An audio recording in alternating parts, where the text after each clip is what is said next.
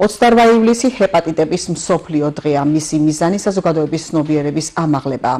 ჯანდაცვის სამინისტროს ინფორმაციით, საქართველოს ვირუსული ჰეპატიტების ელიმინაციის საერთაშორისო ვალიდაციის პროცესის ახალ ეტაპზე გადავიდა, რაც იმას ნიშნავს, რომ ქვეყანა ჯანმრთელობის მსოფლიო ორგანიზაციის მიერ ბედაცე ჰეპატიტების ელიმინაციის მიმართულებით მიღწეული პროგრესის საერთაშორისო აღიარებისთვის ემზადება.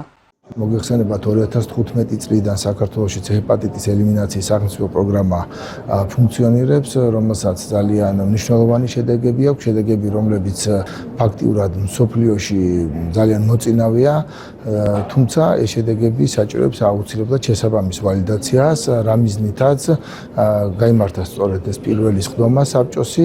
აღსანიშნავია, რომ არის ორი მიმართულება, ჰეპატიტის ელიმინაცია და ჰეპატიტის დედადან ბავშვზე გადაცემის ელიმინაცია.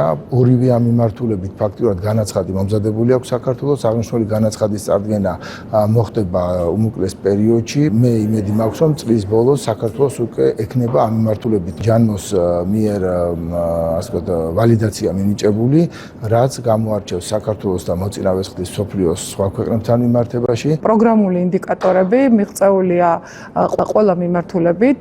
კერძოდ ეს არის მკურნალობაში ჩართული პაციენტების რაოდენობა, რომელიც 87%-ზე მეტია, დიაგნოსტირებული პაციენტების რაოდენობა ასევე 87%-ზე მეტია, რაც მნიშვნელოვნად ცილდება ჯანმოს მიერ დადგენილ ვალიდაციის კრიტერიუმებს. რაც შეეხება B ჰეპატიტის დედიდან შულზე გადაცემის ელიმინაციას, ამ მიმართულებითაც გვაქვს ძალიან მნიშვნელოვანი ინდიკატორები შესრულებული.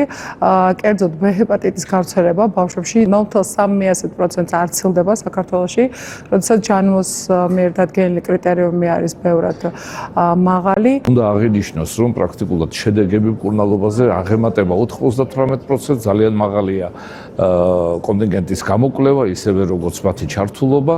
არსებობს ჯერ კიდევ გამოწვევები და საბჭომ დასახა ის მიზნები, რომელიც 2030 წლისთვის უნდა განმახორციელოთ ერთობლივად, როგორც სამინისტრომ, ასევე პარლამენტმა, ასევე სამედიცინო საზოგადოებამ და სხვადასხვა დაწესებულებებმა, მათ შორის ეს ეხება როგორც ჯანმრთელობის მსოფლიო ორგანიზაციას, UNICEF-ს, რომელიც აქტიურად არიან ჩართულები თავიდანვე ამ პროცესში და მე დარწმუნებული ვარ, რომ იმ მიზანს, რომელიც საქართველოს და ჩვენს ხელისუფლებას აქვს დასახული ჰეპატიტების ელიმინაციაში, აუცილებლად იქნება